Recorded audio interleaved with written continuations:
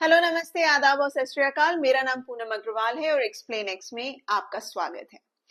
जैसे कि आप सब जानते ही हैं कि 18 फरवरी को सीसी यानी कि chief election commissioner Rajiv Kumar ji का रिटायरमेंट शेड्यूल्ड है। तो जाहिर सी बात है, उनके रिटायरमेंट के बाद नए सीसी का अपॉइंटमेंट किया जाएगा और ये जो नए सीसी का अपॉइंटमेंट होगा वो भी एक पर्टिकुलर एक्ट के तहत उनका अपॉइंटमेंट किया जाता है और एक प्रोसेस है। और ये पर्टिकुलर जो प्रोसेस है इसमें चेंजेस लाए गए थे दिसंबर 2023 में। उस डिटेल्स के चेंजेस के बाद ये मैटर कंट्रोवर्शियल हो गया था और इसी के बेसिस पर एक पिटिशन फाइल किया गया था सुप्रीम कोर्ट में, जिसे एसोसिएशन फॉर डेमोक्रेटिक रिफॉर्म, जो कि चुनाव से रिलेटेड मुद्दे पर काम करती है, उन्होंने फाइल किया था। अब मैं आपको थोड़ा डिटेल्स में बताती हूँ कि आखिर आज का वीडियो किस चीज पर है।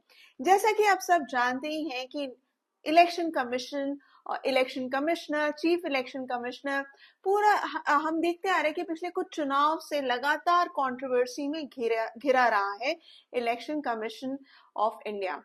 अब नए सीसी का चुनाव इसलिए मैटर करता है कि बहुत बार ये मुद्दा उठा है कि सीईसी और ईसी कहीं ना कहीं थोड़े बायस्ड दिखे हैं रूलिंग पार्टी के तरफ, जहां तक एक्शन लेने का सवाल है। जहां जब मुद्दा आता है कि ऑपोजिशन पार्टी किसी तरह की मॉडल कोड ऑफ कंडक्ट का वायलेशन करती है या उल्लंघन करती है तो सीईसी तुरंत एक्शन ले लेते हैं। लेकिन वहीं जहां रूलिंग पार्टी, सेंटर में जो रूलिंग पार्टी है बीजेपी, उन पर कोई इशू, कोई किसी तरह का वायलेशन दिखता है तो उस पर सीईसी काफी स्लो दिखाई देती है। तो अब इस मैटर के ऊपर बात उठता है कि नए सीईसी का चुनाव क्या वो सही तरीके से होगा कि नहीं।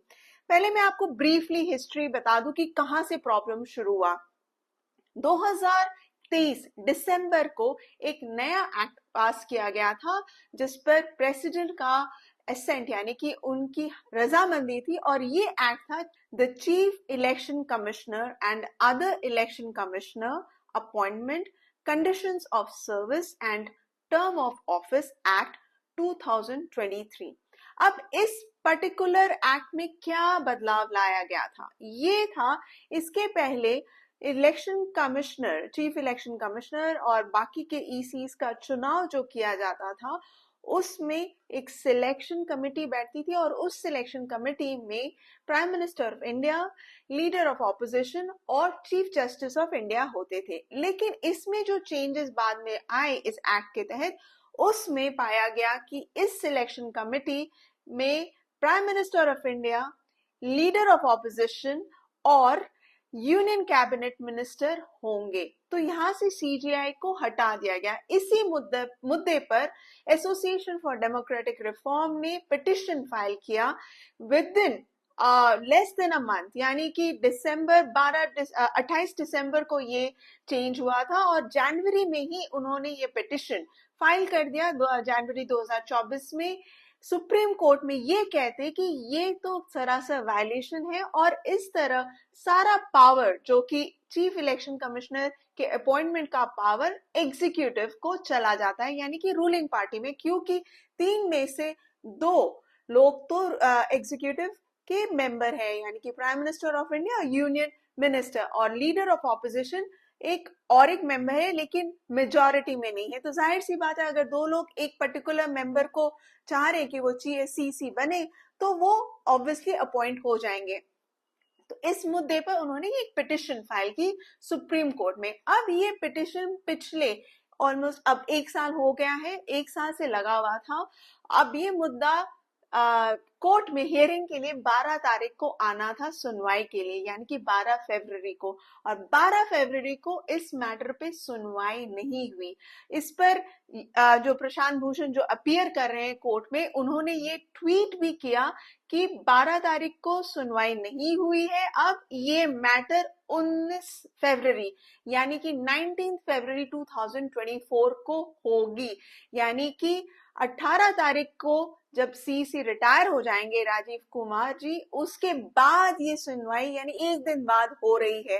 तो अब ये देखना है कि विद इन फ्यू डेज या कि 18 तारीख को जिस दिन वो रिटायर हो रहे हैं, इनका जो नए सीईसी का अपॉइंटमेंट है वो कितनी जल्दी सिलेक्शन कमेटी कर रही है। लेकिन उससे ज्यादा इम्पोर्टेंट बात ये है कि इतना जो इम्पोर्टेंट मैटर है सुप्रीम कोर्ट में पिछले 1 साल से लगा हुआ है और उस पर अभी भी सुनवाई पूरी तरह से नहीं हुई है।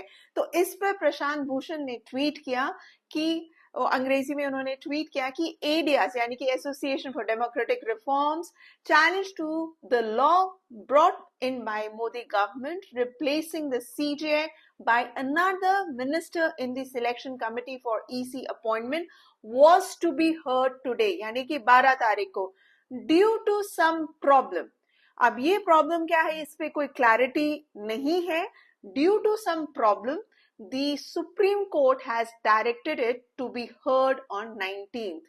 The court made it clear that any appointment made of CC who is retiring on 18th will be subject to final decision of the Supreme Court.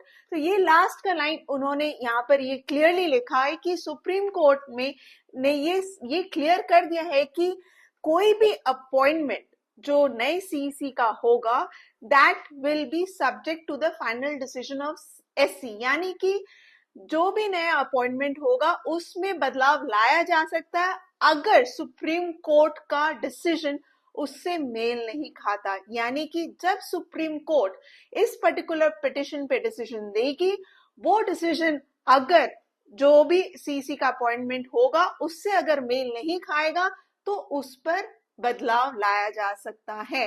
लेकिन अब तो ये चीज देखने की ही होगी कि क्या वो पॉसिबल हो पाएगा कि नहीं, उस तरह के चेंजेस। ऑब्वियसली लीगल एक्सपर्ट्स का कहना है कि अगर ये सुनवाई पिछले 1 साल में खत्म कर दी जाती तो एक ऑर्डर, सुप्रीम कोर्ट का ऑर्डर आ जाता, तो उसके बेसिस पे जो भी चुनाव होता वो काफी आसान रहता, वो एक इजी प्रोसेस होता।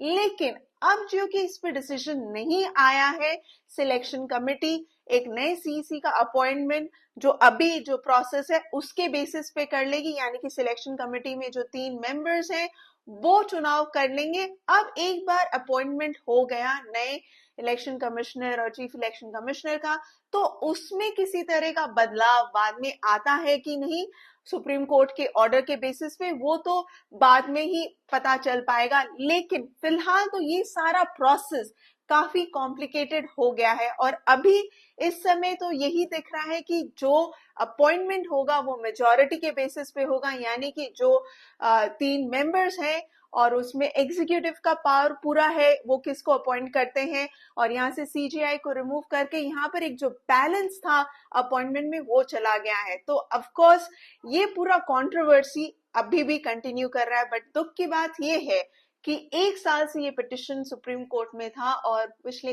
1 साल में सुनवाई कंप्लीट नहीं की गई, ये जानते हुए भी कि रिटायरमेंट नजदीक ही था।